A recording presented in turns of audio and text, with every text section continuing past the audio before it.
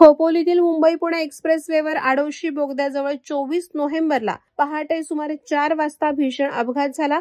Brake fail झालेल्या कंटेनरनं भरधाव वेगात समोरील पिकअप ट्रक आणि कारला जोरदार धडक दिल्यानं 4 वाहनांचा विचित्र अपघात घडला. या अपघातात कंटेनरच्या केबिनमध्ये अडकून चालक रियाज अहमद वय 36 राहणार मुंबई यांचा जागीच अंत झाला असून 2 जण जखमी झालेत. मिळालेल्या माहितीनुसार कंटेनर आडोशी येथील नवीन बोगद्याजवळ पोहोचत असतानाच त्याचे ब्रेक फेल झाले आणि वाहनावरील नियंत्रण सुटलं.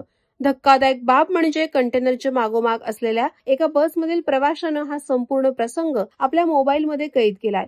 व्हिडिओमध्ये दिसतं की नियंत्रण सुटल्याने कंटेनरचा चालक वेड्या वाकड्या पद्धतीनं वाहन चालवत अनेकांना कट मारत पुढे जात होता. इतरांना धोका समजावा म्हणून त्याने इंडिकेटरही सुरू ठेवले होते. वाहन थांबवण्यासाठी योग्य जागा शोधत असतानाच समोर आलेल्या पिकअपला तो वाचवू शकला नाही आणि कंटेनरनं पिकअप ट्रक आणि कारला जोरदार धडक दिली असं प्रत्यक्षदर्शींनी सांगितलं. या अपघातात सर्व वाहनांचं मोठं नुकसान झालं असून या घटनेमुळे मुंबई-पुणे एक्सप्रेसवेवरील वाहन चालकांच्या सुरक्षिततेवर पुन्हा एकदा प्रश्नचिन्ह निर्माण झालं आहे. वादळवारा लाईव्हसाठी न्यूज ब्युरो, खोपोली. नवी मुंबई व रायगड जिल्ह्यातील ताज्या बातम्या आणि घडामोडींसाठी सबस्क्राईब करा वादळवारा लाईव्ह चॅनल आणि दाबा बेल आयकॉन.